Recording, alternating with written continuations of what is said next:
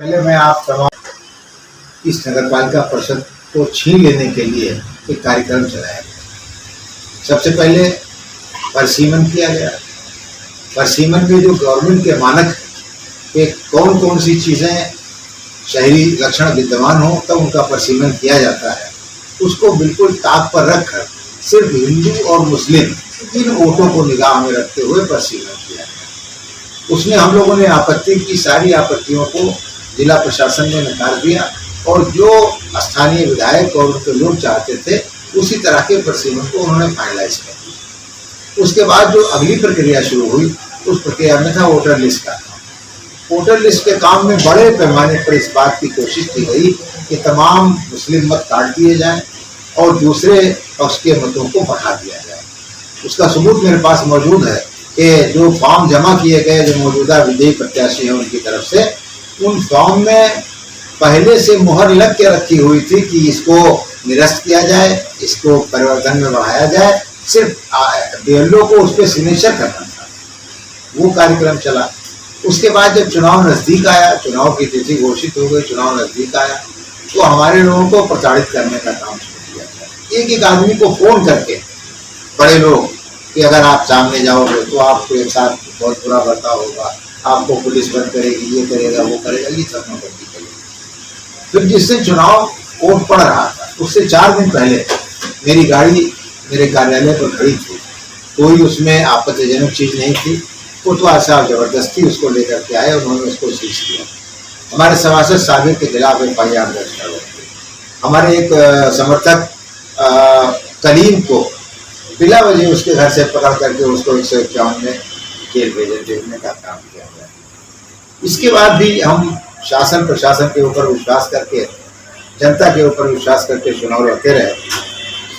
अंत में जिस दिन वोट पड़ना था उससे एक दिन पहले हमारे तमाम जो सक्रिय कार्यकर्ता थे चुनाव में, जो हमारे लिए वोट निकालते मेहनत करते, उन सबको पुलिस की तरफ से नोटिस जारी कर दी गई और कहा गया कि आपकी वजह से चुनाव में व्यवधान उत्पन्न होगा, इसलिए आपको बैन किया जाता है, आप अपने घरों से निकलेंगे।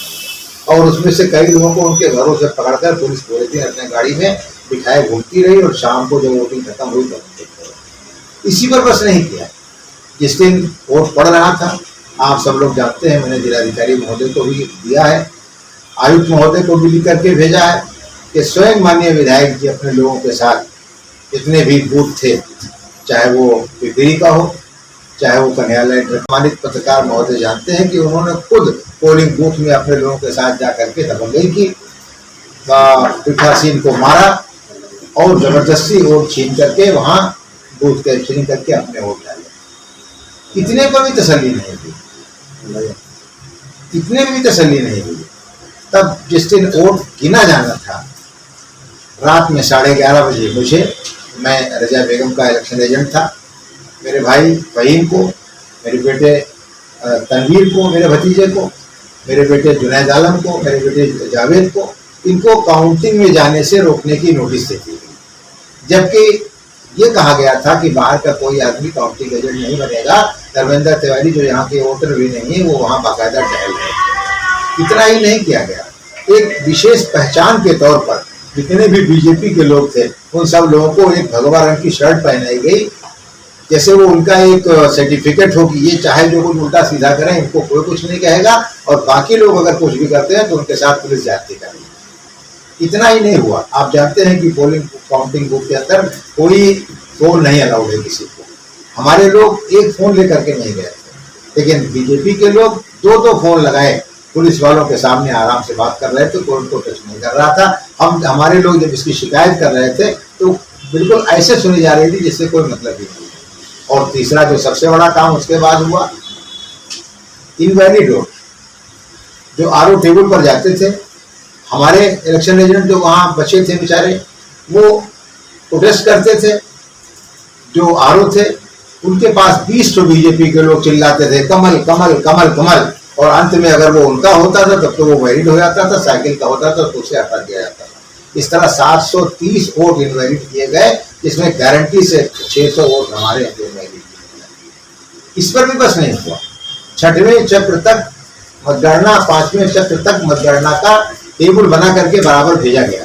हमारे पास मौजूद है, पत्रकार बंधुओं के पास भी मौजूद था। लेकिन जब छठवां राउंड आया जिसमें मोस्टली हमारे वोट थे जो उनकी लीड को पूरी तरह से कवर कर रहे थे, तो छठवें राउंड की कोई टेबल जारी नहीं की गई। बाद में वहां शासन ने भेजा हो, अपने यहाँ हम नहीं जानते, लेकिन यहाँ नहीं जारी की गई, हम लोगों को उपलब्ध नहीं हुई। और इसी पर बस नहीं किया गया, छठवां राउंड कंप्लीट भी नहीं हुआ था कि सातवें राउंड के बक्से भी ला करके टेबल पर डाल दिए। इस पर कर्मचारियों ने प्रोटेस्ट किया कि हम नहीं करेंगे उस काम को। और सारे पुलिस वाले जो एसएसबी के जवान थे वो मिलकर बन के बड़े खड़े रहे। सारे पुलिस वाले ऐसे घेरे हुए थे हमारे लोगों को कि जैसे किसी ने बहुत बड़े डाकू को घेर रखा हो